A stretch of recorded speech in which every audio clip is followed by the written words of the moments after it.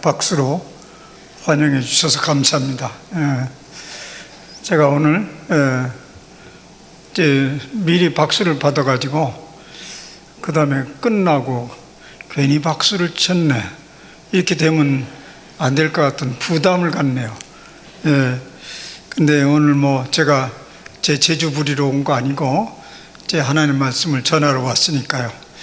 사실 이 신앙 부흥회 하면 제 어린 시절이 떠오르는데, 저도 어릴 때 제 어린 시절은 60년대, 70년대 이때 한참 한국 교회가 부흥의 물결이 한참 불러 일으켰을 때였습니다. 그곳에서 부흥회를 하곤 했는데, 저는 초등학교 3학년 때부터 부흥회를 열심히 쫓아다녔어요. 근데 재미있었어요. 가면 재미있어가지고 그래서 은혜도 받고 재미도 있고. 근데 그때 부흥 강사님들은 공부는 많이 안 했는데 웬 재주가 그렇게 많은지, 그래서 하여튼 그 재주에 푹 빠져서 열심히 다녔어요. 하여튼 그래서 은혜 받고 오늘 목사가 이제 된 거죠. 근데 지금 이제 이런 아쉬움이 들어요. 그때 그분들이 좀 더 성경을 꼼꼼히 잘 가르치고 그렇게 일깨워 줬으면 오늘 훨씬 더 성숙한 사람들이 되지 않았겠는가, 또 한국교회도 훨씬 더 성숙하지 않았겠는가, 그런 생각이 들어요. 그런데 그게 시대가 그러하니 어쩔 수 없었죠.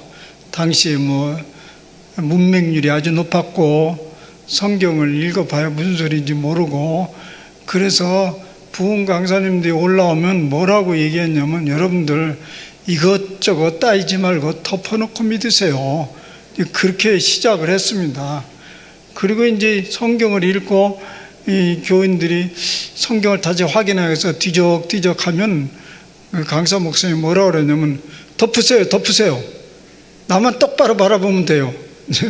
그렇게 하곤 했어요. 근데 그 부흥 강사님이 이제 어떻게 저렇게 했나 생각이 들지만은 참 투시 은사가 있었는지 그거 펴봐야 무슨 소리인지 알아들어요. 알아요. 그러니까 차라리 덮어놓고 내 말을 들어라, 이 얘기입니다. 그래서 그렇게 믿어가지고 한국교회가 이만큼 성장했고 부흥했고 또 못 사는 데서 잘 살게 됐고 그 영향을 미친 것은 틀림없어요. 그런데 이제 그런 식으로 한국교회가 계속 가면 안 되죠. 이제 그러는 과정 속에 그분들의 한 긍정적인 게 많지만은 또 어두운 그림자도 많아요. 이제 좀 무지하게 만든 그런 것들이죠. 이제는 우리는 펴놓고 믿어야 돼요. 그죠? 펴놓고 이것이 과연 그러한가. 이제 오늘 여러분들이 제 말씀을 이렇게 전화 들으면서도 이제 무조건 안 들을 거예요. 진짜 그렇다는 거냐? 진짜야? 이 질문을 하면서 들으시면 되겠습니다. 제가 가끔 해외 집회를 가는데요. 언젠가는 대만에 가서 집회를 하는데, 대만 현지교회죠. 대만 사람들은 상당히 지적으로 높아요, 수준이. 거의 서양 사람들 같아요. 중국 본토의 사람들과는 달라요.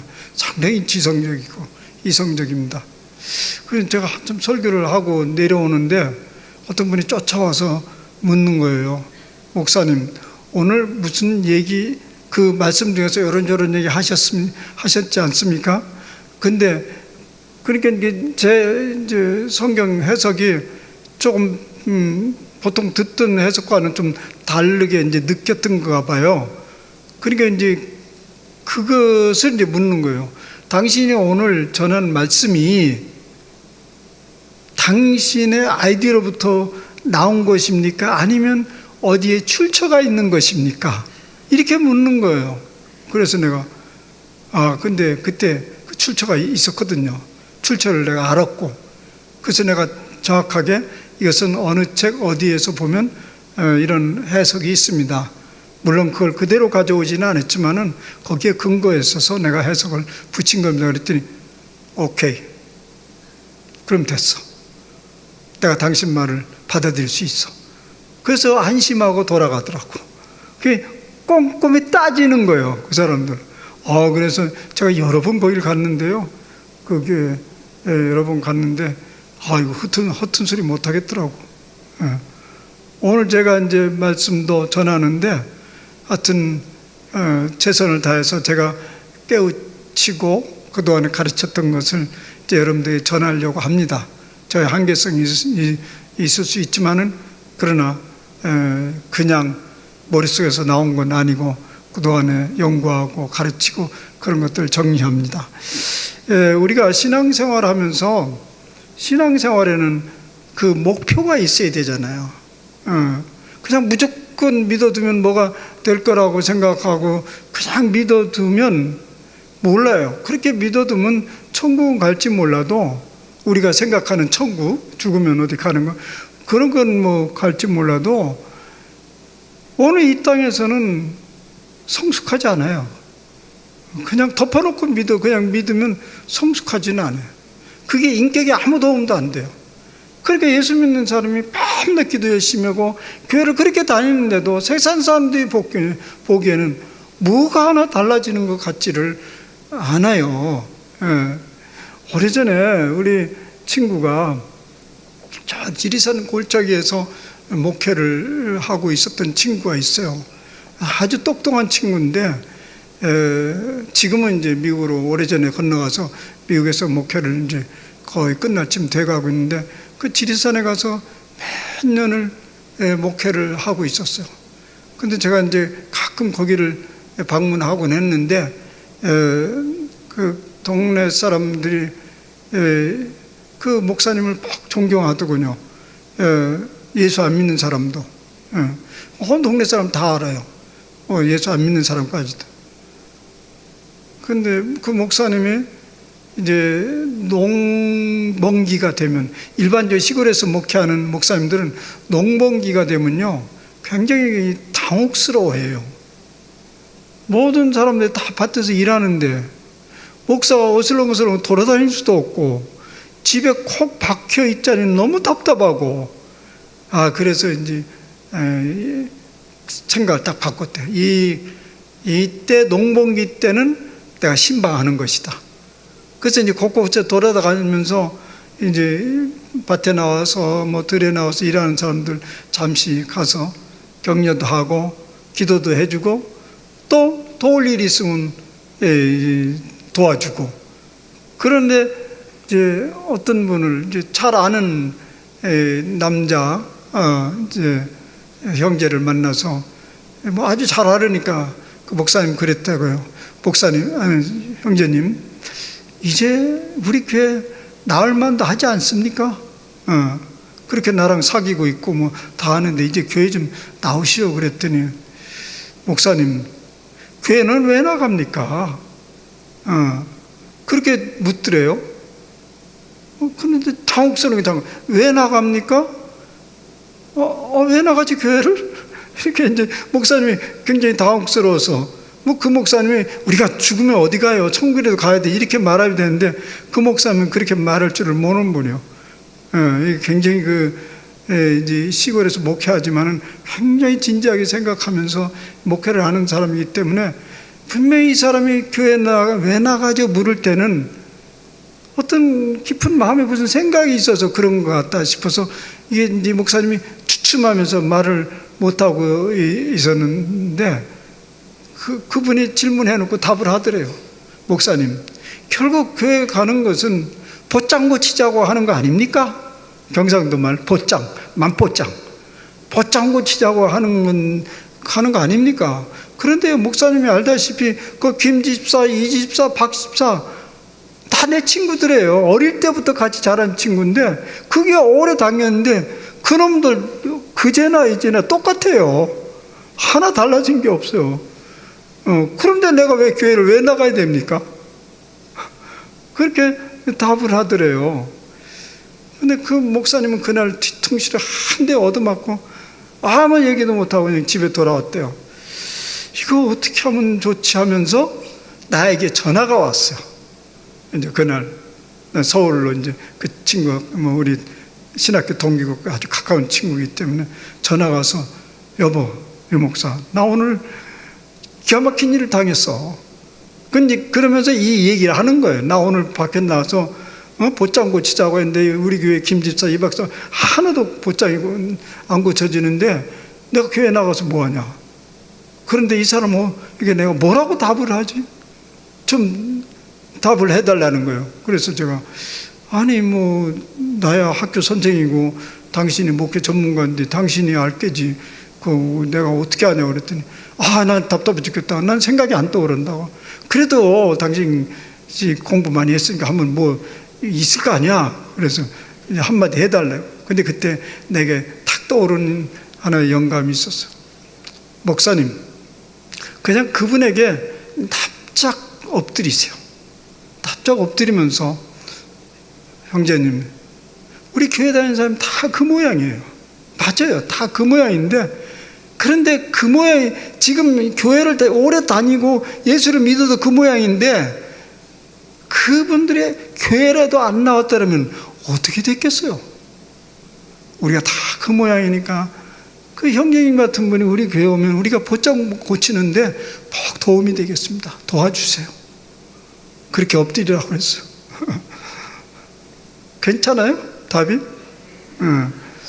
그렇게 했는지 내가 확인을 안 해봤어요.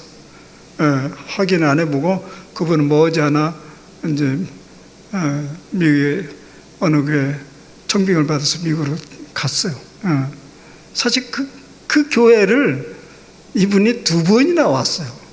한 번 4, 5년 목회하다가 한 번 미국에 또 청빙해서 미국에 갔어요. 가서 목회를 3년 하고 있는데 그 후임이 와서 그 교회를 다 어지럽혀 놔가지고 목사님 와야 된다고 막 애걸복을 제가 또 왔어. 왔다가 한 3년 하다가 다시 돌아가서 이제 안 오지. 거의 은퇴할 때가 됐는데 근데 왜 교인들이 이렇게 오랫동안 예수 믿는데 박 집사님도 이렇게 믿고 김 집사님도 이 집사님도 이렇게 예수를 오래 믿는데 왜 안 변해요? 왜 그 모양이에요? 목표가 분명하지 않아서 그래요. 왜 예수 믿는 거예요? 그 목표가 뭐냐고요. 그걸 분명히 세워져야 그게 차근차근 성장해 가는 거죠. 그래 목표를 이렇게 잡았다고 합시다. 죽으면 어디라도 가야 되지 않은가? 죽으면 어디라도 가야 되지 않나? 보험 들듯이 그렇게 믿어놓으면 그 목표가 되겠습니까? 목표는 되지 않아요. 오늘 우리 교회가 그런 식으로 신앙을 해 간다면 안 믿는 사람이 볼 때는 조금도 나아지는 것이 하나도 없는 것으로 보이게 됩니다. 저도 이제 고민이 이제 있었던 거죠. 제가 이제 학교를 은퇴하기 한 학기 전에 목회 부름을 받아서 하여튼 간다 안 간다 옥신각신하다가 이제 결국 그것도 하나님이 부르십니다 해서 가서 목회를 이제 하는데 저는 목회 가자마자 정년을 딱 눈앞에 가고 간 거죠. 제 나이가 70이면 가야 되니까 금년 말까지 하면 제가 6년째 목회를 하고 이제 끝나는 건데 이제 가자마자 얼마 안 돼서 이제 위임을 받아서 위임 목사가 됐어요.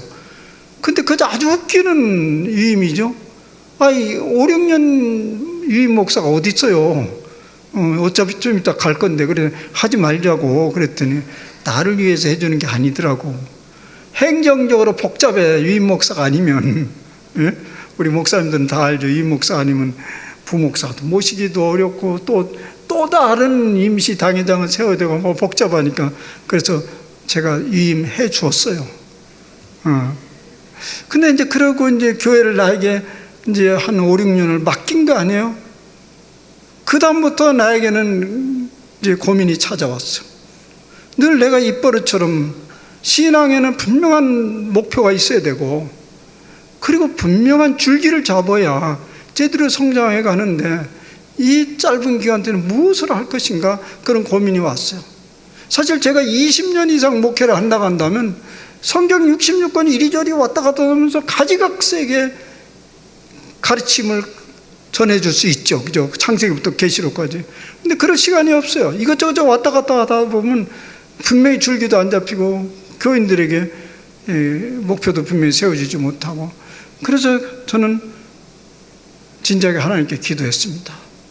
주여, 저에게 이런 걸 좀 가르쳐 주세요. 내가 여전히 내가 반드시 알아야지만 여전히 명확히 알지 못하는 것이 있으면 그것이 무엇인지 알려주세요. 반드시 알아야 되지만 아직 명확하게 알지 못해요.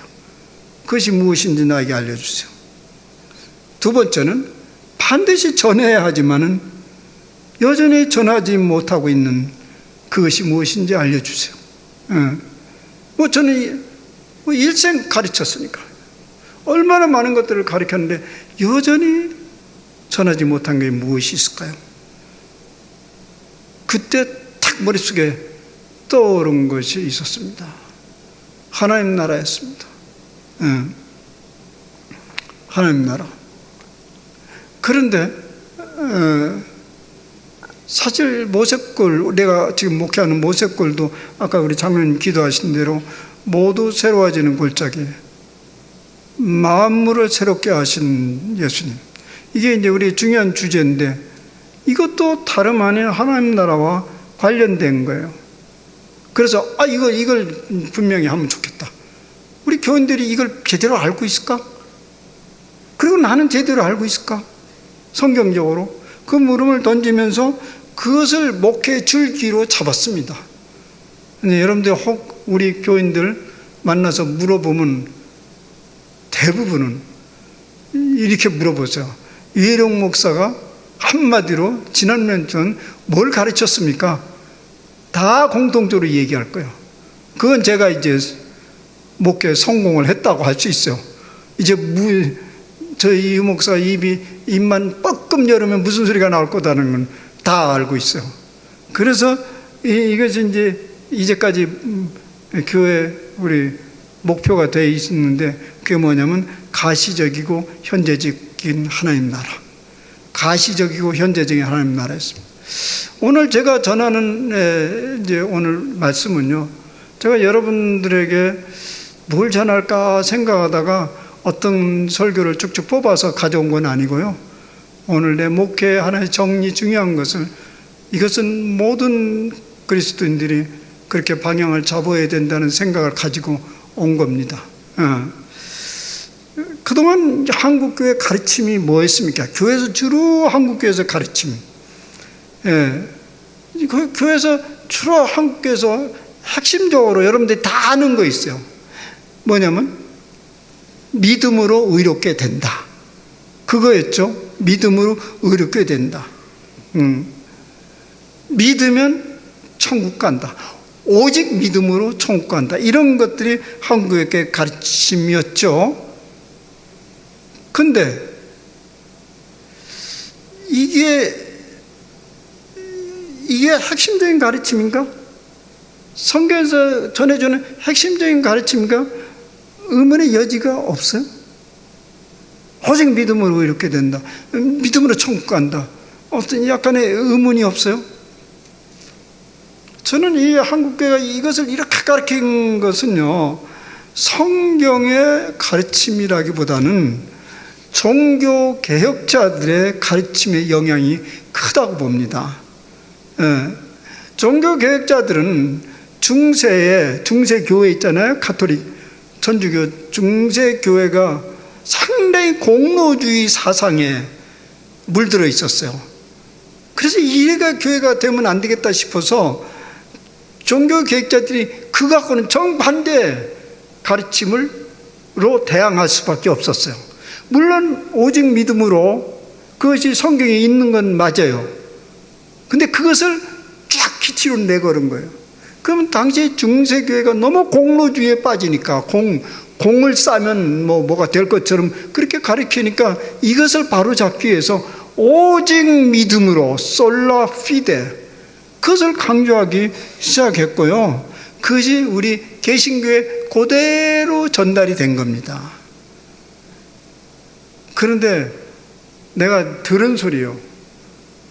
우리는 당연하게 이게 오직 믿음으로 이렇게 이런 생각을 가지고 있는데, 그런 얘기를 천주교, 제가 이제 천주교 사람들도 많은 사람이 많고, 교류를 하는 사람도 있고, 천주교 사람들이 개신교의 가르침의 핵심 메시지를 그들에게 전하면 그들의 반응이 뭐냐면, 야, 개신교스럽네, 이래요. 천주교 안에는 개신교스럽다라는 말이 있어요. 개신교스럽다.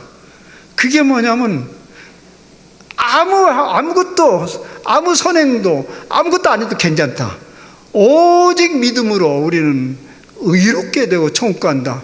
근데 그것이 그들의 보기에는 굉장히 낯설은 거예요.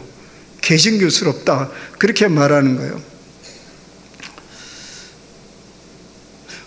오직 믿음으로 의롭게 된다. 아까 의문이 있지 않냐 이렇게 질문했잖아요. 우리가 오직 믿음으로 의롭게 됐어요. 여러분, 의로워요? 얘기해보자. 의로워요? 아주 깨끗해요? 누구한테 흠잡힐 일이 없어요? 떳떳해요? 그렇지 않잖아요. 늘 주눅 들어있잖아요. 무슨 소리 하면 주눅 들어있어. 그 따위를 믿어가지고 천국 좋아하시네. 천국 자신 있어? 그러면 믿음으로 간다는데 물론 자신 있죠. 진짜야? 그렇다니까. 정직하게 얘기해보라고. 글쎄, 가봐야 알지. 이렇게 자꾸 주눅이 들어가잖아. 우리가 영원한 생명을 얻었다고 주장하면서도 그저 죽음에 대한 엄청난 두려움이 있어. 그래도 매달려도 이생이 좋지. 그래서 얼마라도 더 버텨보려고 무척 애를 쓰고, 좋은 거라는 건 다 먹고, 운동은 얼마나 하는지. 요새는 또 맨발로 걸으라니까 온 사람들이 다 맨발로 돌아다니고 난리를 피고. 우리 동네 광진구, 제가 지금 광진구 아차산 뒤에는 국회의원이 돈 얻어다가 황토길 만들었다고 지금 프랭카드 막 붙이고 황토길, 맨발 황토길 만들었습니다. 아차산 올라오세요. 돈 안 받을 테니까. 온갖 몸에 좋다는 거, 오래 사는 거 붙들고 늘어져요. 구원의 확신이 있다고 한다고 하면서 저 영원한 세상에 대해서는 사모함이 별로 없어요. 기대가 별로 없어요. 그건 죽어봐야 아는 거예요. 이 이신칭이가 무슨 능력이 있다란 말이에요. 그래서 교회에서 그동안에는 끊임없이 구원의 확신을 많이 강조를 했어요. 사람들이 그러니까 구원의 확신이 있냐? 오늘 죽어도 확신이 있냐? 다행스럽게. 교회에서 밤낮 하는 가르침이 이제 그런 게 반복이 되는데, 다행스럽게도요, 교인들이 잘 구원의 확신을 안 가져요. 그래서 목사는 계속 레파토리를 돌리면서 목회를 할 수 있는 여력이 있어. 다 믿어버리면 어떻게 돼요, 순간. 그럼 어떻게 신앙생활을 계속하죠? 이런. 사도 바울에 하면 우리 교회가 계속해서 초등 학문에만 머물러 있어. 밤낮 구원의 털을 닦으면서 신앙생활을 해야 되는가? 언제까지나 우리가 구원의 확신에만 매달려 있어야 되는가? 그래서 마침내 우리가 구원의 확신에 들어가게 됐어요.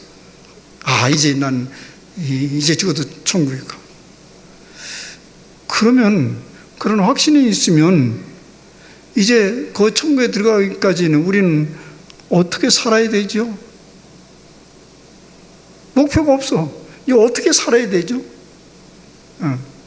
여러분, 구원의 확신이 있으면 이제 그것이 우리 교회에서 세웠던 목표였다면, 그 다음 확신이 생겼으면 교회 뭐하러 와? 그냥. 근데 아직까지 그런 확신이 없으니 교회 계속 오죠. 그래서 있다고 하면 어떻게 어떻게 사냐고요. 그 다음에는 신앙생활하면서 뭐 하면 살으면 돼. 예. 그 다음에는 무슨 얘기가 나오냐면, 그러면 우리가 이제 그리스도인이 되었으니까, 진짜 그리스도인이 있으니까 그리스도인답게 살아야 된다는 소리를 하게 되죠. 그래야 그리스도인답게 살아요. 예. 그런데 그리스도인답게 산다는 게 뭐예요? 그리스도인답게 산다는 것은 사람들이 보통 이야기는 좀 더 좋은 사람이 되는 것을 말해요. 선한 사람, 윤리적이고 도덕적인 그런 사람으로 살아가는 요구를 받는 거죠. 예수 믿는 사람이 왜 그따위 행동을 하는 거야? 말이 왜 그래? 왜 그렇게 깍쟁이야? 그렇게 속이 밴딩이 속바도도 못해. 별의별 소리 다 들으면 여러분 기분이 어때요? 기분이 어떻기 전에 예수 믿는 게 회의가 들죠. 회의가 들어. 죄책감이 막 몰려와요. 자유로울 수가 없어. 이런 요거죠. 구원의 확신이 있었는데, 그럼 구원의 확신은 그리스도인답게 살아야 된다고 요구를 받으면 할렐루야 아멘하고 그렇게 사는 것이 무엇인지를 알고 그렇게 살면 좋은데, 이내 또 주눅이 드는 거예요. 사람들이 손가락 그리스도인이 저 모양이면 주눅이 드는 거죠. 그래서 곧바로 율법주의로 또 돌아가. 율법주의로 또 돌아가. 그래서 제가 오래전에 논문을 쓴 적이 있어요. 한국교회 복음이 있는가?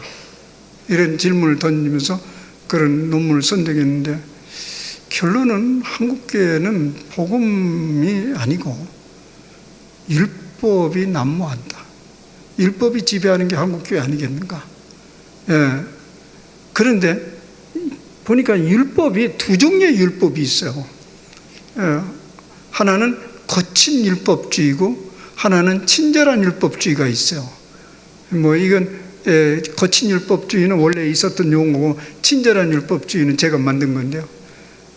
거친 율법주의가 뭐냐면 당시의 유대교인 바리새인과 서기관들이 가지고 있었던 것이 거친 율법이라고 그래요.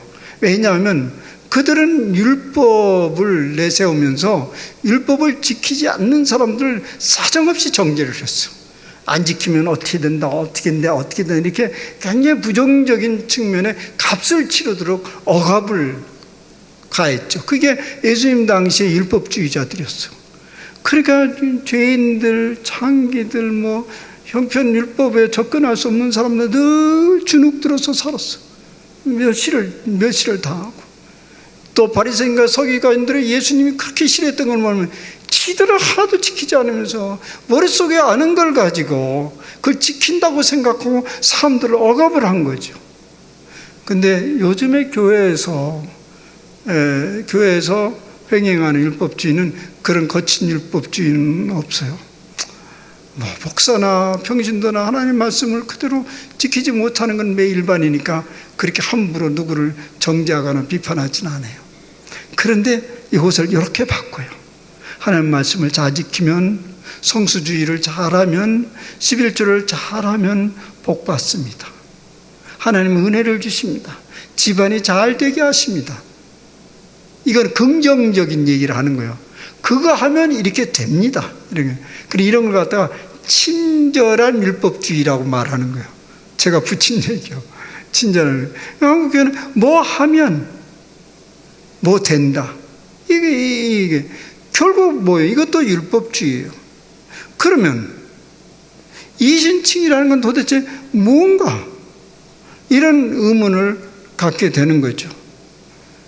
그래서 결국은 이렇게 성경을 보다 보면 이렇게 알 수 있어요.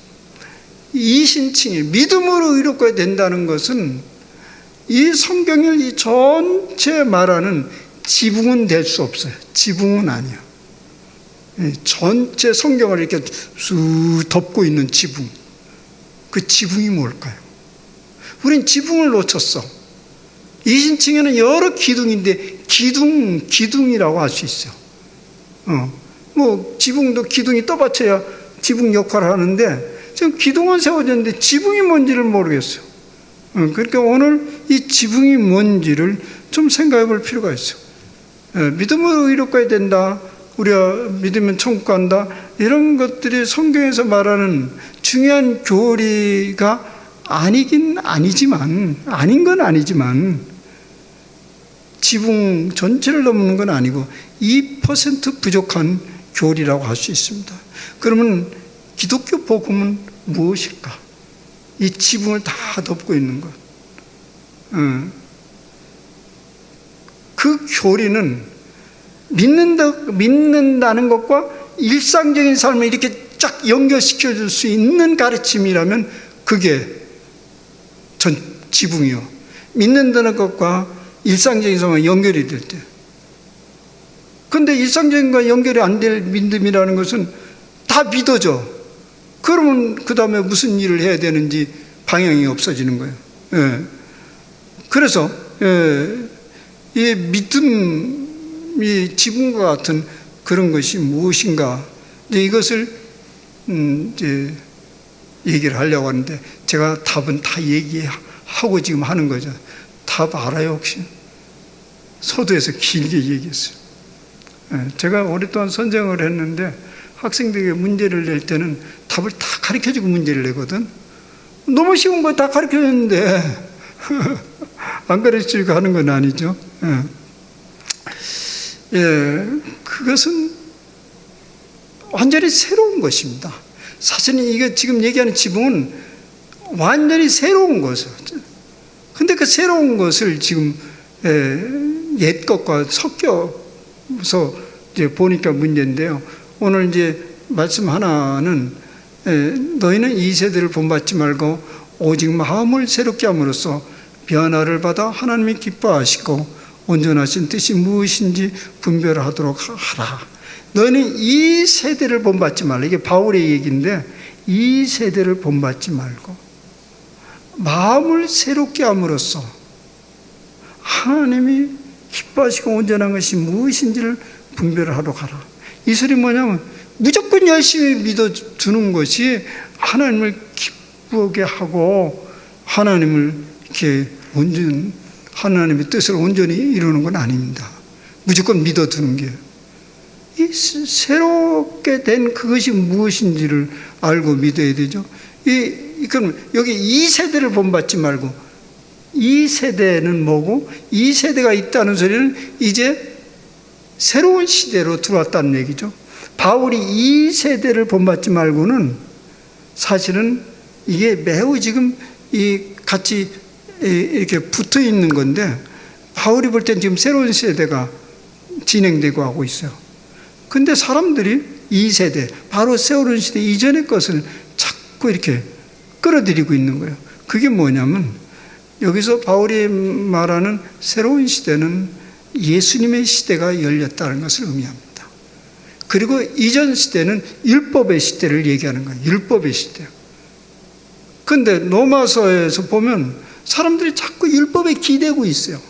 당시의 그리스도인들은요, 당시의 그리스도인들, 상당 그리스도인들이, 특별히 유대교 그리스도인들, 유대인이면서 예수 믿는 사람들로 개종한 사람, 이 사람들의 상당수는 뭐냐면 율법도 가져오고 예수님의 가르침도 가져오고 그걸 둘레를 짬뽕 시켜놨어요.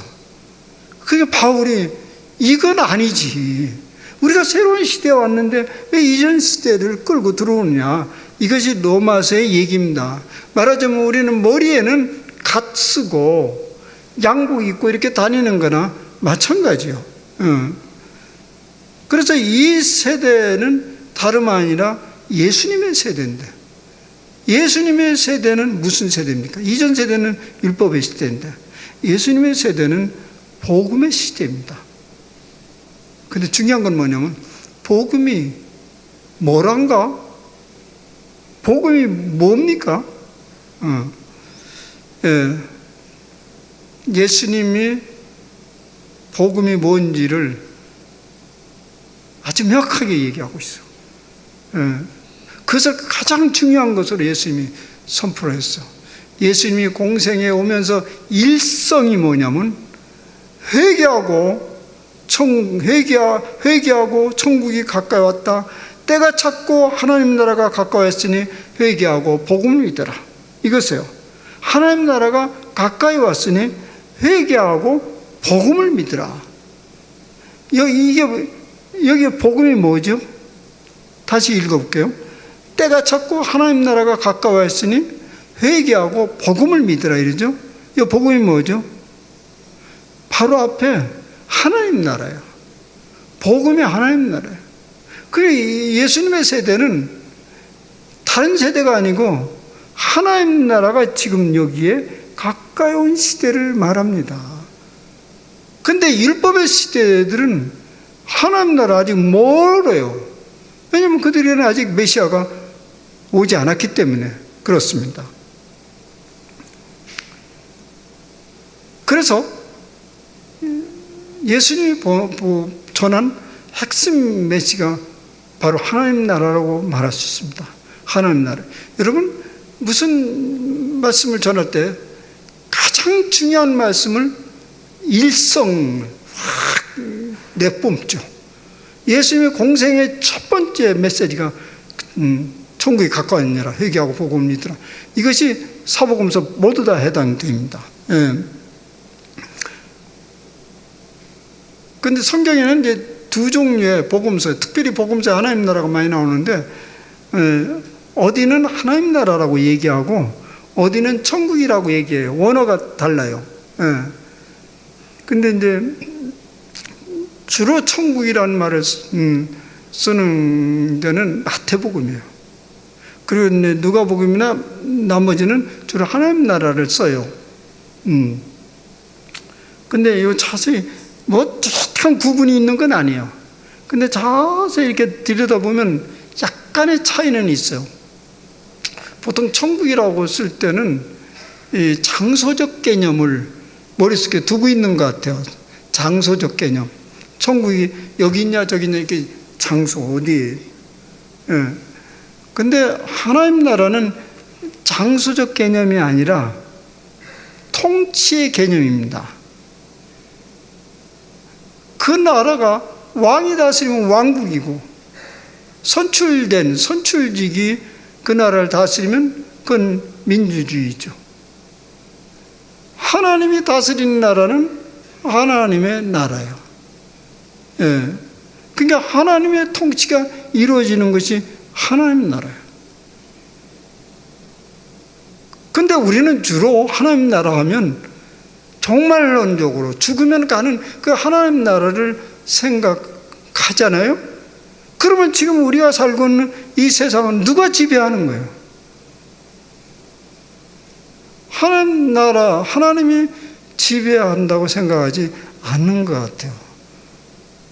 왜 그러냐면 요즘에 영세교회에서는 절대 그럴 일이 없지만 제가 자라오면서 많이 이 강대상에서 기도하는 대표자들의 기도 소리가 생생하게 제 기억 속에 살아있는데요.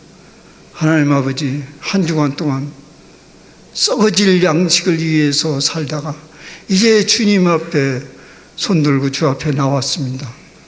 썩어질 양식을 위해서 살았다는 거예요. 그게 쓰잘데없는 짓을 하다가 왔다는 거예요. 이 세상은 다 썩어질 것이니까. 그러니까 썩어지지 않을 세상은 이제 죽어서 가야 된다는 얘기잖아요. 근데 예수님이 과연 그러했을까요? 예수님은 그렇지 않았어요. 예수님은 회개하라, 천국이 가까우니라 뭐 이 얘기를 하면서 그 다음 사역을 보면요. 그 다음 사역. 저는 오늘 이제 주로 마태복음을 가지고 이제 진행해 갈 건데요. 제가 아까 모세골에서 이제 어떻게 목회를 할까 이렇게 하다가 이제 하나님 나라 딱 자리 잡은 다음에 얘가 이제 교인들에게 이게 내가 잡은 것이 성서적인 것인가를 먼저 증명해야 되기 때문에 제가 마태복음을 한 반년 걸쳐서 교인들에게 꼼꼼히 성경 공부, 주일날 이렇게 하지 않고 이제 주중에 성경 공부를 하면서 6개월 동안 해갔어요. 그랬더니 제가 6개월 그 마태복음을 끝나면서 저 자신도 놀랐어요. 정말 예수님의 사역에 한결같은 주제는 한 개밖에 없다는 생각이 들으면서 이렇게 일관성 있게 이룰 수가 있겠는가. 뭐 과거에도 이제 알기는 알았지만 이렇게 분명하다는 것을 새롭게 알았고요. 우리 교인들도 이제 이게 성경적이구나 그걸 알게 됐고, 많은 이제 사람들의 반응은 왜 우리가 이전에 이런 것을 이렇게 꼼꼼히 몰랐던가 이런 반응도 왔어요. 뭐 예를 들면 이제 예수님께서 마태복음에 보면 1장서부터 이제 2장, 3장 요 걸쳐서는 이제 예수님의 어떻게 예수님이 여기에 왔는가, 예수님의 족보와 어떻게 예수님이 이 다윗의 후손으로서 어떻게 왔는가, 어떻게 예비된 사람인가, 그걸 얘기하고, 그 다음 이제 요한으로부터 세례를 받으면서 이제 거기까지 이제 공생의 전이죠. 그 다음 공생애가 딱 시작되면서, 시험 받고 난 후에 공생애가 시작되면서 그분이 공생에서 첫 번째 나팔을 부른 것이 천국福음이었습니다. 그러면 이제 그렇게 나팔만 부르면 되지 않잖아요. 보여줘야 되잖아. 그래서 예수님은 그 다음부터 천국을 보여주기 시작했습니다. 그래서 마태복음 9장까지 보면 혼자 사역을 해요. 혼자. 그러면서 각가지 이적 사화, 춥기, 귀신 쫓아내고 병 고침에 이적 행위들, 그런 일을 막 해가요. 여러분, 이것이 무엇을 의미할까요? 하나님 나라를 보여준 거예요. 하나님의 통치가 시작되었는데, 하나님 통치가 어떻게 시작됐냐면 일그러지고 부서지고 찌들어진 것을 다시 펴기 시작했다는 것을 의미하는 거죠. 모든 사람들이 다 병을 다 나은 건 아닙니다.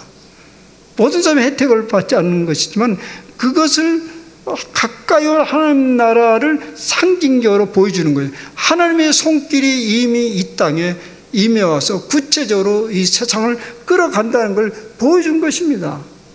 그리고 예수님이 그 일을 끝냈어요. 아니, 끝낸 게 아니라 예수님은 한참 하다가 이것이 혼자 할 일이 아니라는 것을 알고 9장에 10장에 가면 9장에서 제자들을 부르시고 10장에 와가지고는 제자들을 파송을 하게 됩니다. 제자들은 이제 파송해요. 근데 예수님이 이제 제자들을 훈련시키고 가르치고 파송을 세상에 나가는데 과제를 줘야 되잖아요. 세상에 나가는데. 근데 무슨 과제를 줬을까요? 퀴즈요. 무슨 과제를 줬을까요?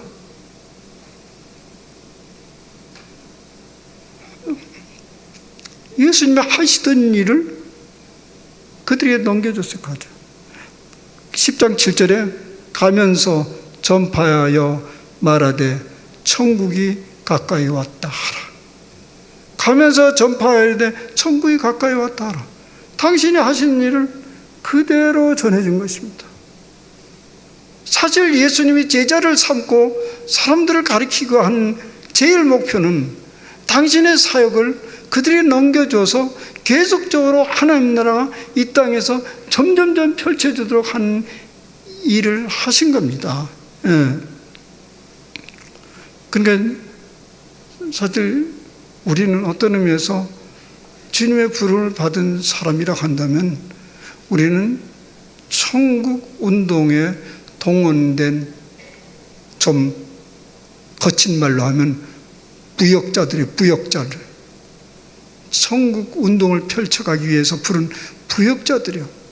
이미 되어가고 있는데 그걸 계속 펼쳐가기 위해서. 그리고 이제 예수님이 제자들을 가르치고 제자들과 더불어 하시다가 이제 마지막 이 땅에 사역을 마치고 이제 승천하시잖아요. 그때 마지막으로 부탁한 것이 뭐예요? 마태복음 28장 19절 20절이죠. 그래서 우리는 보통 지상명령이라고 하는데 지상명령에는 내용이 있는 거잖아요. 여기에 그러므로 너희는 가서 모든 민족을 제자로 삼아 내가 너희를 제자로 삼은 것처럼 너희도 모든 민족으로 제자들을 삼아 아버지와 아들과 성령의 이름으로 세례를 베풀고 이 세례를 베풀고 이런 것 다 제자가 되는 하나의 과정이요. 그 다음에 내가 너에게 분부한 모든 것을 가르쳐 지키게 하라. 볼지어다 내가 세상 끝날까지 너희와 항상 함께 있으리라. 여기에 내가 분부한 것을 가르쳐 지키라 하라는데, 내가 분부한 하고 가르친 것이 뭡니까? 그게 뭐죠? 하나님 나라잖아요. 너희도 그 일을 하나님 나라에 관해서 가르치고 전파하라고 하는 것입니다. 사도행전에도 보면요, 그 사도들이 하나님 나라의 일을 가르치고 전파했다는 말이 사도행전에 호선에 다 나와요. 예. 우리는 이걸 그냥 쉽게 전도하라고 얘기하는데, 전도하라는 말이 맞아요. 전도 뭡니까? 전도가 그냥, 우리는 이 교회에서 사용하는 전도라는 말이 너무나 값싸. 그래서 교인들에게 밖에서 전도하라면 지들 교인되라고 하는가 보다, 이렇게 받아들인 교인되라고 하는. 전도는 다름이 아니라 도잖아요. 도 알지요? 무슨 도냐면 하늘나라의 도요. 하늘나라의 도를 전하라는 거예요.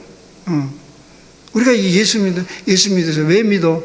죽으면 천국 가야 되는데, 이런 그 값싼 그런 무슨 티켓을 하나 파는 것처럼, 그러니까 세상 사람들을 우습게 보는데 하나님 나라의 도를 전하라는 거죠. 근데 그 하나님 나라는 이미 지금 진행되고 있는 것을 전하라는 거죠. 왜냐하면 예수님께 가까이 왔다. 그러니까 예수님이 이 땅에 온 것은요, 우리를 하나님 나라로 끌고 가기 위해서 오신 분이 아니에요. 여러분 자주 그런 생각을 해요. 예수님이 왜 오셨냐? 마치 이런 상상을 해요. 저 무덤에 가서, 다 죽은 무덤을 갔다 예수님이 오셔가지고 발로 탕탕 차면서 일어나 가자, 그렇게 데리러 왔다고 생각하는 건데요, 그렇지 않고요, 예수님이 하나님 나라를 이곳에 끌고 왔어요. 지금 문제는 뭐냐면 그 하나님 나라를 우리가 경험 못하는 것이 문제예요. 그것을 맛보지 못하는 것이 제일 문제예요. 그러니까 그게 안 보이니까 죽으면 무슨 일이 일어날 거라고 생각을 하는 거죠. 그런데 왜 그렇게 못 믿을까요? 하나님 나라가 왜 여기 없을까요? 그것을 오늘 우리가 이제 배워야 되는 거죠. 일단은 이제 다시 얘기하면 이신칭의 믿음으로 의롭게 된다. 이것이 기둥이라고 그랬어. 그 기둥이 딱 받쳐가지고, 이 기둥이 받쳐가지고 이 지붕이 쫙 펴져야 비로소 그게 하나님 나라가 보이는 거죠. 그러니까 그 다음에 믿음으로 의롭게 된다. 예수님의 공로로 우리가 용서받은 죄인들이다. 이 사실을 받아들이고 거기서 자유함을 얻기 시작하면서 그 하나님 나라가 보이기 시작하는 거예요. 근데 그게 보이지 않고 자꾸 죽으면 어디 가는 그 생각만 한다면 믿음으로 의롭게 된다는 자체가 의문이요. 그 의문이요. 그러니까 믿음이라는 것이 무엇인지를 이해해야 돼요. 믿음은 우리의 신념이 아닙니다. 믿습니다. 이게 믿음이 아니에요. 저는 믿음의 반대말이 뭐냐고 물어보면 믿습니다요. 안 믿어지니까. 뭐 이렇게 힘줘서 믿습니다. 기도할 때마다, 죄송합니다. 혹시 여러분들 성도들 중에 그런 분이 있어요. 주여 믿습니다. 주여 믿으면 주실 줄 믿습니다. 얼마나 힘들으면 저럴까 생각하는데, 그건 이제 믿음을 뭘로 생각하냐면 신념으로 생각하기 때문에. 신념이 아니고요. 믿음은 내용이 있는 건데, 뭘 믿어요? 믿는 것은 believe in 타동사예요. 목적이가 있어야 되는데 내가 뭘 믿냐고. 예수님을 믿는 거예요. 누가 몰라요? 근데 예수님을 믿는다는 건 뭐냐면 예수님의 가르침과 그의 행하심을 받아들이는 거예요. 그 중에서 예수님을 믿는다는 것은 그 중에 천국 가는 것은, 예수를 믿는다는 것은 하나님 나라 가까이 왔다, 천국이 가까이 왔다, 그 운동을 난 너희들에게 지금 개성해주고 있다, 그걸 누려라, 이것을 믿는 것입니다. 성경은 분명히 얘기하고 있어요. 하나님 나라는 볼 수 있게 임하는 것이 아니요 여기 있다 저기 있다 못하더니 하나님 나라는 너희 안에 있느니라, 이런 얘기를 했어요. 이것도 오해하지 마세요. 하나님 나라는 내 마음 가운데 있지, 다 내가 마음 먹기 달려있지 이러는데요, 뭐 마음 먹기 달려있으면 내가 마음 먹으면 뭐 되나요?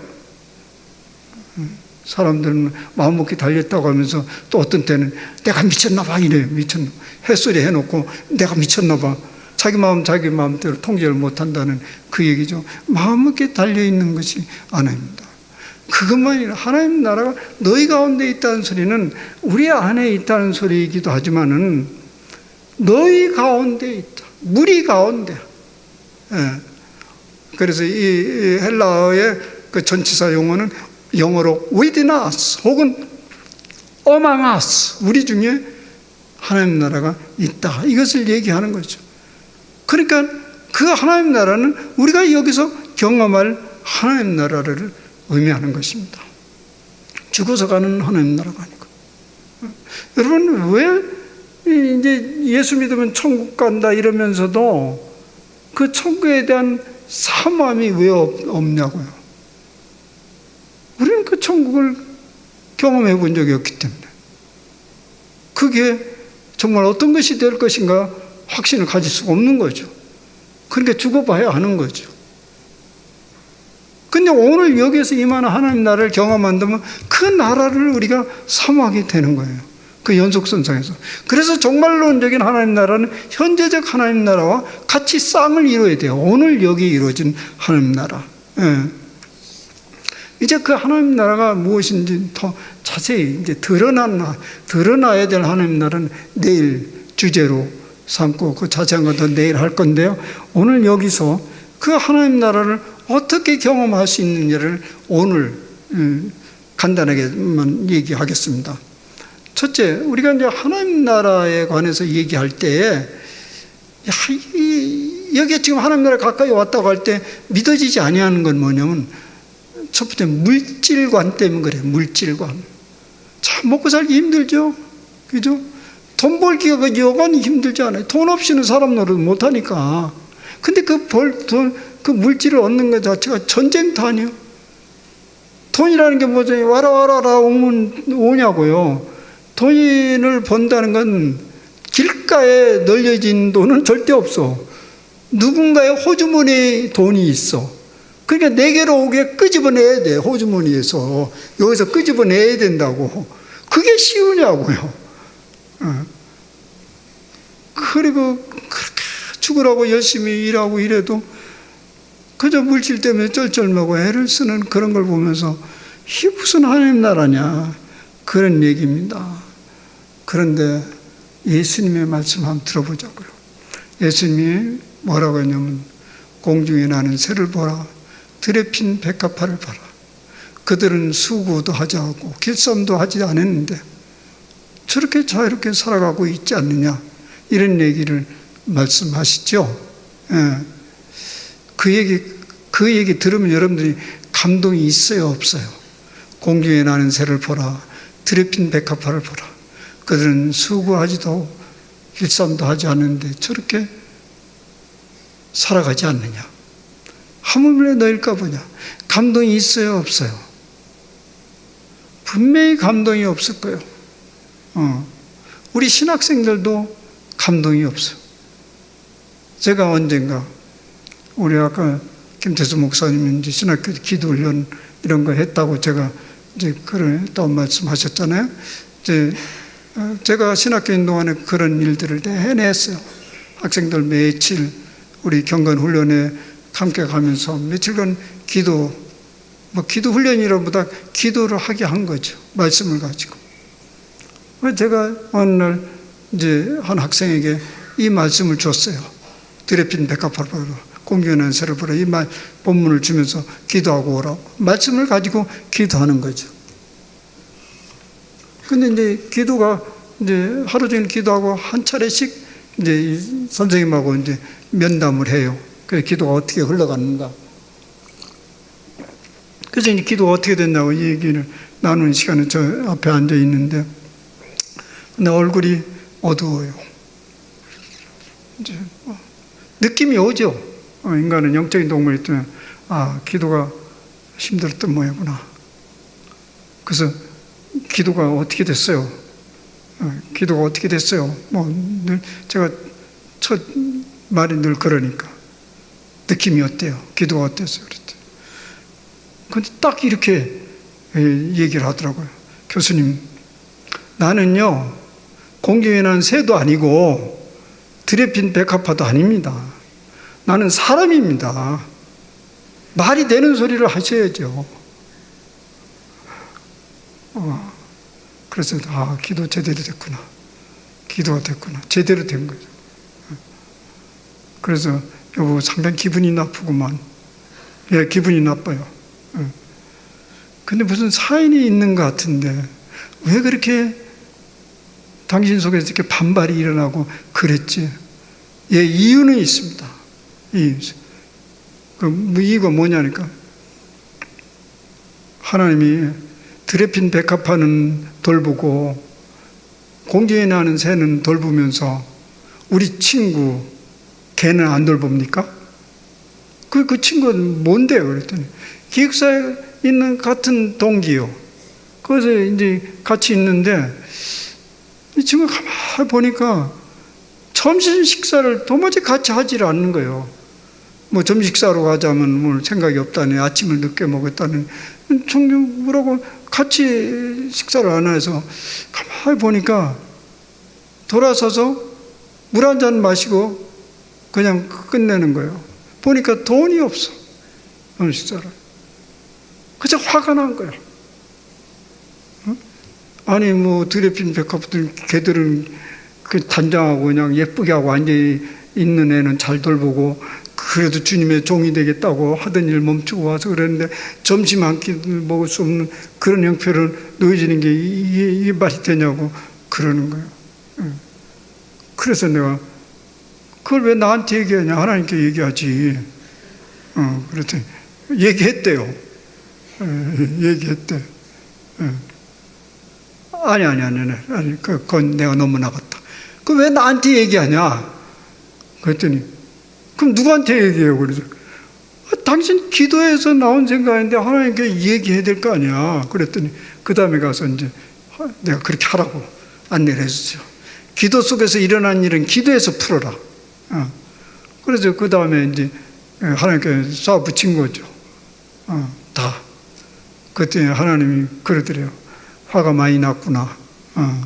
그런데 내가 너에게 하나 묻겠다. 얘야, 네 주머니에 네 손을 넣어봐라. 주머니에 뭐가 있나 봤더니 한 달치 10권이 주머니에 있는 거예요.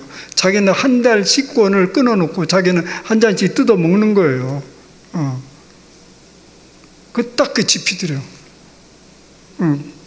그러면서 주님의 음성이 들리더래. 나눠주거라. 그래서 박수를 쳤대요. 하나님이 하시는 일이 이런 거구나. 내가 나눈다고 난 굶겠어요? 이게 그 말씀이구나라는 것을 깨우쳤다는 거예요. 사실 과거에 2000년 전에 그 상황은 지금보다 얼마나 나쁜 상황이에요. 얼마나 나쁜 상황이에요. 거기에는 그래서 유대교회는 다 그런 제도들이 있어요. 나그네나 과부나 이런 사람들을 그냥 빈손으로 돌려보내지 않게끔 이삭을 남기고, 또 지금도 이스라엘에 가면 그런 제도가 있어. 이 슈퍼마켓이나 무슨 과일 가게 가면 옆에 이렇게 싸놓는 게 있어요. 파는 게 아니야. 그건 나그네나 이런 사람들이 지금 성지순례 가면 가끔 여전히 그런 전통이 살아있어. 여러분, 이 세상은 하나님의 인간을 돌보시도록 그렇게 비도 내리고 태양도 내리고 갖가지 경제활동을 하도록 하나님께서 허락하셨습니다. 그것을 인간을 고통스럽게 하는 것은 우리 인생들이 하나님 나라로 사는 법을 모르기 때문에 그래요. 하나님 나라에 사는 것은 서로 나눔이 일어나는 세상이에요. 그게 하나님 나라의 모양이에요. 그렇지 않아도 지금 그런 일은 지금 우리나라도 얼마나 그게 지금 확장되어 있습니까? 그죠? 그게 하나님 나라가 지금 이루어지고 있다는 거예요. 지금은 이제 복지의 사각지대라고 얘기하는데 그 몰라서 어려움을 당하지 기본적으로 서로 나눔이 있어요. 예. 그래서 오늘 제가 우리 김 목사님 살짝 들었는데 이제 이 지역사회 더불어서 어쨌든 우리가 다 무엇을 할 수 없어도 우리가 손 닿는 대로 서로 나눔의 삶을 살아가는 동안 우리 속에 전해주는 그 풍요로움은 가히 우리가 물질로 풍요하게 되는 것보다 더 큰 하나님 나라를 그림자를 보게 되는 것입니다. 그럼 두 번째, 하나님 나라는 이제 하나님 그 가족관을 잘 봐야 돼요. 가족. 여러분 우리 가족은 그런 대로 잘 보호를 하잖아요. 가족관. 예수님의 가족관을 볼까요? 예수님의 가족관을 보면 어느 날 예수님의 가족들이 예수님을 이제 잡으러 왔죠, 그죠? 왜냐하면 소문이 파다요. 너 아들 마리아와 그 야고보와 그 누이들 한 4-5명 있는데 그 예수님을 잡으러 왔어요. 그야말로. 왜냐하면 소문이 파다예요. 너 예수 미쳤다, 너 아들.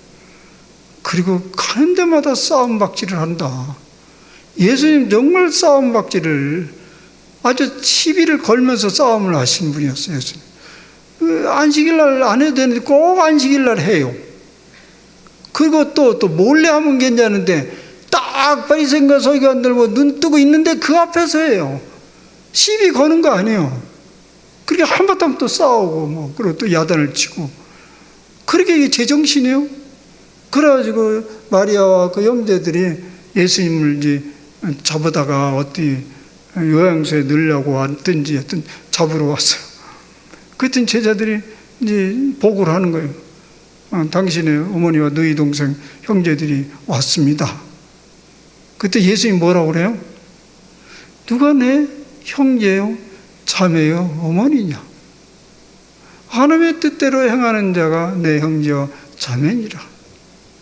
아마 그때 그 가족은 소문대로 돌았구나. 그러고 빈손으로 돌아왔을 거예요.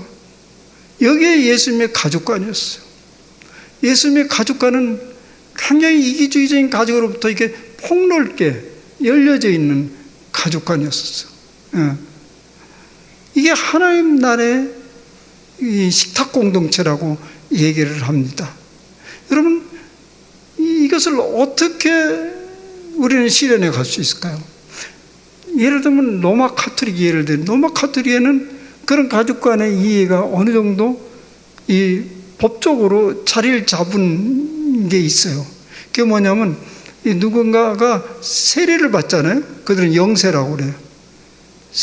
영세를 받으면 반드시 뭐가 따라 붙냐면 godfather, godmother, 대부가 따라 붙어요. 대부. 아버지를, 영적 아버지를 맺어줘요. 자기 부모 말고 다른 사람을 맺어줘요.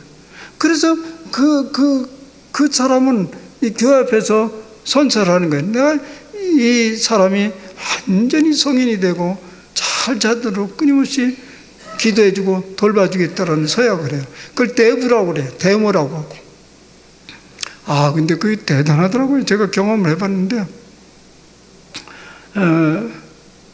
제가 이제 유학 생활하는 동안에 언제가 이렇게 다 어려운 시절에 80년대 굉장히 어려울 때 우린 다 거지처럼 하고 유학을 갔으니까. 근데 학기 중간에 내 지도 교수한테 연락이 왔는데 누군가가 나에게 돈을 보내왔다. 누군지 아냐 그랬더니 전혀 모르는 사람이에요. 백인 사람인데. 그래서 이렇게 수소문을 해봤어요. 도대체 누구나 알고 받아야죠. 그랬더니 우리 선생님의, 대학 선생님의 대모래요. 그 선생님에게 내가 돈 좀 보내려고 하는데 연락을 했더니 나한테 보내지 말고 미국에 유학하는데 제자가 있으니까 그한테 보내달라. 그래도 또 이 믿음의 자녀처럼 그렇게 이제 돌보는 거예요. 그게 나이가 상당히 들었는데도 그 관계가 자기 부모하고 믿음의 부모들이 끈적끈적 연결이 돼가지고 그래서 신앙의 인물들이 되어가더라고요. 나도 우리 교회 안에 그런 것이 있었으면 얼마나 좋을까. 공적으로 잘 지켜보고. 제가 우리 교회에서 그걸 하려고 제도를 다 만들고 준비를 했다가 이게 코로나가 들이닥치는 바람에 이 코로나 때문에 못할 이유가 없는데 사람들은 다 코로나 때잖아 이러고 코로나 때잖아 그래. 코로나 때 아무것도 못하고 스탑해버리고 이제 제가 은퇴를 해버리는 참 아쉬움이 있죠. 사실 오늘 여기에서 가족이 서로 가족이 되면 거기서 하나님 나라를 맛보는 거예요. 뭐 다름이 없죠. 예. 우리 가정을 내가 책임지기에는 버거워요. 근데 내가 다른 사람을 함께 이런저런 서로 관심을 가지고 지어주면 훨씬 좋아요. 그러면 아마 여기에 주일학교도 청소년들도 청년부들도 막 활발하게 일어날걸요. 세 번째는 하나님 나라에는 생명관과 관련이 있으면 생명관. 하나님 나라 하면 안 죽어야 되잖아요. 근데 죽는 걸 자꾸 하나님 나라라고 하니까 그런 거죠. 근데 성경의 생명관은 역설적이에요. 죽고자 하면 산다. 자기의 목숨을 얻고자 하면 잃을 것이요 잃고자 하면 얻을 것이다. 누구든지 되고자 하면 첫째가 되고자 하면 꼴찌가 되라. 육신을 죽이는 자를 두려워하지 말고 영혼을 죽이는 자를 두려워하라. 이 모든 것들이 우리가 믿고 있는 생명관의 역설적이요. 근데 이것을 우리가 체험하게 되면 오늘 여기에서 하나님 나라가 펼쳐지는 것을 알게 됩니다. 죽을 수 없는 생명을 우리가 가지고 있다는 것. 여러분들이 실제로 이런 경험을 어떻게 할 수 있냐면 이런 말 하잖아요. 우리가 아이고 내가 썩어야지, 내가 죽어야지. 이 교회가 그 말에 본산지죠. 제가 청년 시절 때 우리 김정수 목사님 부흥회를 참여를 했었어요. 그때 배운 건 천국방언 배웠어요. 내가 썩어야지. 뭐 많아. 그건 내가 썩어야지. 그러면 어떻게 돼요? 내가 썩으면 내가 썩어집니까? 더 살아나지. 할 수 없는 희열이 있죠. 그 기쁨이 있지. 거기서 여기에 가까이 다가온 하나님 나라. 근데 그걸 어떻게 하냐고요? 예수님의 능력으로, 성령의 능력으로 썩어지는 거예요. 내가 꼴찌가 되는 거예요. 밑바로 대보는 거예요. 그렇다고 그 사람이 짓밟히냐고요? 여러분 우리 다 경험했잖아요. 거기서 하나님 나라는 펼쳐지기 시작하는 겁니다. 아니 그래서 하나님 나라가 되는 게 아니라 예수님이 이미 펼쳐져 놓은 게 그때 보이기 시작한다는 그 얘기입니다. 이제 마지막 이것만 하고 마치겠습니다. 하나님 나라를 살아가는 방법, 훈련을 제가 간단하게 전해주겠습니다. 하나님 나라를 살아가는 방법은 현재와 순간을 포착하면서 그것을 누리는 훈련을 해라. 현재와 순간을 포착하면서 누리는 훈련을 해라. 사람들은요, 현재를 그렇게 소중하지 않아요. 그저 다가오는 무언 어떤 그것에 대해서 마음을 다 뺏겨요. 여러분 바쁜 사람들은요 결코 하나님 나라를 누릴 수 없어요. 혹시 여기 이런 분 한두 명이라도 있을지 모르겠어요. 이 목사님이 9시나 넘었는데 끝날 생각을 안 하네. 지금 텔레비전 연습고 다 끝났네. 지금 그러고 앉아있는 거예요. 지금 그 사람은 여기에 앉아있지만은 실제적으로 생각은 저기 가 있잖아요. 바쁜 사람들은 언제나 그 마음에 가 있어. 그러면 거기 가면 또 앉아서, 거기에 차근히 앉아서 그걸 누리냐고요. 또 달려가. 이거 끝나고 또 어디로 가야 되냐. 그렇게 일생 사는 사람 보면요, 한순간도 살아본 적이 없이 살다가 가는 거예요. 우리가 살고 누리는 것은 오직 현재밖에 없어요. 여러분, 언제가 가장 행복하였습니까? 제가 질문을 던지는 거예요. 여러분들은 어느 순간이 가장 행복한 기억이 있어요? 어느 순간이? 여러분들은 떠올릴 것입니다. 어느 그때 사랑하는 사람과 그랬을 때, 혹은 미래 어느 때. 그런데 그 과거는 추억에 불과하고 미래는 그저 기대에 불과하죠. 희망사항이죠. 가장 행복한 순간은 이 순간이야. 그걸 잡아내라는 거예요. 나는 이 순간이 가장 행복합니다. 진실로. 가장 행복한 순간. 여러분들 제 얼굴 보면 알잖아요. 안 가려고 그러잖아요. 좋으니까 안 가려고 그래. 내가 이 순간을 놓칠 수는 없는 거예요. 그래서 순간순간을 놓치지 말고 그것을 붙드는 훈련을 일은 다음으로 내버려야 돼요. 성경에 나오잖아요. 내일 일은 염려하지 말고 오늘이 족하다. 내일은 어떻게 하라고요? 내일 염려하고. 맞아요? 오늘 염려하지 말고 내일 염려하면 뭐 염려를 밀어두는 거였어요? 그것은 이래. 내일은 원래 원어 요새 세 번역에 그렇게 나왔죠. 내일은 내일이 염려하게 하라 있어요. 그 내일이 아니까 내일은 내일이 염려하게 하라. 예. 그래서 여러분들이 하나님 나라 훈련은 현재 이 순간을 포착하면서 그걸 누려라. 여러분들이 지금 여기서 기왕에 나갈 용기도 없잖아요, 중간에. 그러면 딱 앉아가지고 즐겨야 돼. 다른 수가 없어요. 목사님이 하는 얘기 이제 즐겨야 되겠다. 그렇게 마음을 잡아야 돼요.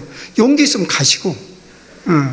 그다음 두 번째는, 여러분 누가 가장 소중한 사람이죠? 누가? 누굽니까? 누가 제일 소중한 사람이요? 어우, 욕심쟁이네. 내가 제일 소중하다고. 나는 누가 제일 소중할까요?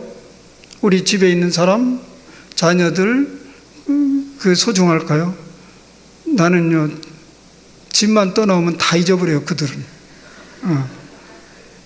여러분들 믿든지 말든지 나는 지금 이 순간 여러분들이 가장 소중합니다. 가장 소중해요. 현재 있는 사람을 가장 소중히 여길 줄 알으면 거기에서 관계의 기쁨을 얻게 됩니다. 옆에 있으면서도 옆에 누가 있는지를 관심 없이 지나가는 것은 그 사람을 놓치는 거예요. 현재 있는 사람은 가장 소중해요. 근데 그 사람이 도저히 소중하게 여길 수가 없어요. 힘들어요. 그러면 일어나서 자리를 옮기세요. 그렇게 할 수 없는 상황이라고 한다면 소중한 사람을 만드세요. 그럼 거기서 천국이 벌어지는 거죠. 왜 부부가 왼수처럼 사냐고요. 갈라지든지. 안 갈라지면 저 사람이 정말 소중한 그 길이 무엇인지를 만들어내는 겁니다. 저는 여러분들이 얼마나 소중한지 실제 경험이 있어요. 제가 미국에서 있는 동안 이제 새벽 기도, 수요 예배, 새벽 기도 가는데 공친날이 많았어요. 한때는 막 1시간 눈이 엄청나게 오는데 그냥 눈길을 걸고 갔더니 아무도 안 왔어요. 혼자 기도. 아무도 안 하면 차라리 그냥 혼자 기도하다 오면 되는데 한 명 따와요. 그럼 어디다 눈을 마주치고 설교를 해야 되는데 이게 좀 참 곤란해요. 근데 여러분들 이런 상상을 해보겠어요? 오늘 여기 집회 왔는데 목사님과 나랑 딱 둘이만 앉아 있어. 정말 곤란할 거요. 근데 옆에 있는 사람이 이렇게 앉아주니 얼마나 행복합니까? 나도 행복하고. 지금 있는 사람이 가장 소중한 사람이에요. 거기서부터 하나님 나라는 열려요. 이제 마지막으로 하나는 무슨 일이 가장 소중한 일이죠? 이제 알았죠? 무슨 일이 가장 소중한 일이요? 지금 하는 일이 가장 소중한 일이요. 여러분, 나는 이 세상에서 가장 소중한 일은 지금 말씀을 전하는 일이요. 그래서 목사님들이 종종 그런 소리 하잖아요. 내 소원은 여기서 말씀을 전하다가 그냥 여기서 눈을 감아도 좋겠다. 진짜요. 저도 그런 생각이 들어요. 어차피 가는데 그냥 멋있게 가고 싶어. 말씀 전하다가 사랑하세요 하고 보고. 가장 소중한 일을 하다 가는 거니까. 여러분들은 지금 말씀을 듣는 것이 이 세상에서 가장 소중한 일이에요. 그래서 이것을 딱 모으면 순간을 포착하고 순간을 누릴 줄 알아라. 그러면 거의 하나님 나라가 거기에 임하는 것을 경험하게 될 것이다. 이제 여러분들은 이제 하나님 나라 속으로 들어왔습니다. 이제 내일은 또 구체적으로 그것을 어떻게 보는 이제 안경을 내일은 또 한번 살펴보겠습니다. 기도합시다. 하나님 아버지 고맙습니다. 우리가 하나님 나라를 향해서 온갖 노력을 다해서 올라가는 것이 아닙니다. 우리 주 예수님이 하나님 나라를 이 땅에 끌고 오셨습니다. 지금 펼쳐지고 있습니다. 그리고 종말론을 향해, 종말을 향해서 그것을 완성시키는 하나의 과정 속에 있고 그 과정에서 우리를 부르셨습니다. 우리는 그 하나님 나라를 누리면서 하나님 나라를 계속 펼쳐가는 주님의 종으로, 제자로 부르셨습니다. 주님, 그 사실을 우리가 깊게 자각하면서 이미 다가온 하나님 나라를 누리는 남은 생애가 되게 하여 주시옵소서. 예수님의 이름으로 감사하며 기도하옵나이다. 아멘.